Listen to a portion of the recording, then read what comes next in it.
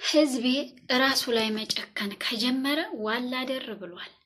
እጅግ በጣም ያሳዝናል። ይሄንን ቪዲዮ ተመልከቱትና አብረን አንዳንዴ እኮ መሄድ ይሻላል የሚያስብሉ በጣም ብዙ ምክንያቶች አሉን አይደል?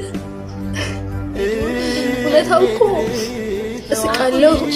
ይሄ ኬሚካል እጇ ላይ እንደዚህ እየጨሰ አፏን የሸፈነችው በምን እንደው አይታችኋል። ምን ለመሆን ፈጣሪ ሆይ በግድ ውሰደኝ፣ እኔ እዚህ ምድር ላይ መቀመጥ አልፈልግም እኮ መልእክት። ይሄ አንቺ የተጠቀምሽው ኬሚካል አጀባጀብ ያንተ ትብሳንተ ወዳችን ማሰሪያ መተጋገጃ ያብሮነት ማደሪያ ያላብሰን የተኛል ያነቃ አጀባጀብ ያንተ ትብሳንተ ወዳችን ማሰሪያ መተጋገጃ ያብሮነት ማደሪያ ያላብሰን የተኛል ያነቃ። አንቺ አየሽው ይሄ የሚጨሰው ጭስ ዛሬ ምንም እንደማያረግሽ ሊሆን ይችላል፣ ግን ቀን ጠብቆ ጊዜ ወስዶ እጅሽ ላይ የሚሰራውን ይሰራል። ሲጀመር ከመቼ ወዲህ ነው እንዲህ አይነት የቱቦ ማጽጃ ኬሚካሎችን በዚህ መልኩ ሪስክ ወስደን እላችን ላይ የምንጫወተው? የተሰደድሽው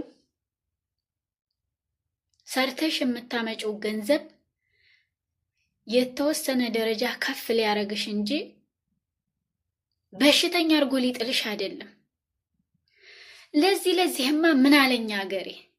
እናንተ እንደዚህ ከሆነ የኔን ጤና የሚጎዳ የኔን ጤና የሚያበላሽ እኔን ካለሁበት ቦታ ዝቅ የሚያረገኝ ነገር ከሆነ ምን አለኛ ሀገሬ።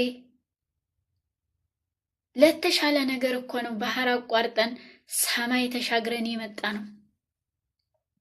እረ ቆም ብላችሁ አስቡ። እጅግ በጣም ያሳዝናል። የተሰደዳችሁት ለምንድን ነው? ለመሞት ነው? በሽታ ይዞ ለመመለስ ነው? ይሄንን ቪዲዮ ያያችሁ ሴቶች ሁለተኛ እንዳትሞክሩት።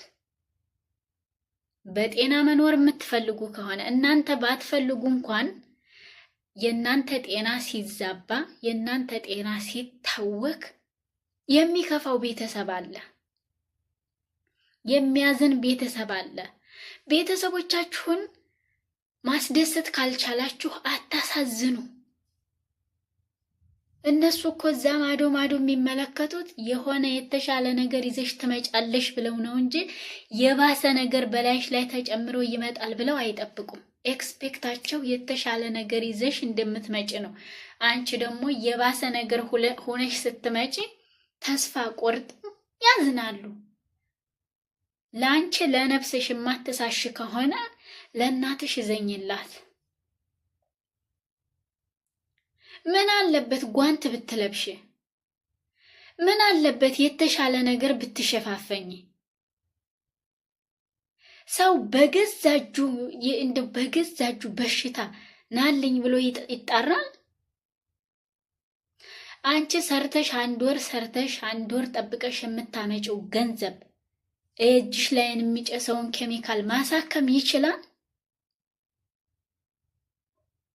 ሌሎቻችሁ ከሷ ተማሩ። እንደዚህ አይነት ነገር ጤናን የሚጎዳ ሲጀመር እምቢም አትሉት። ይሄ እኮ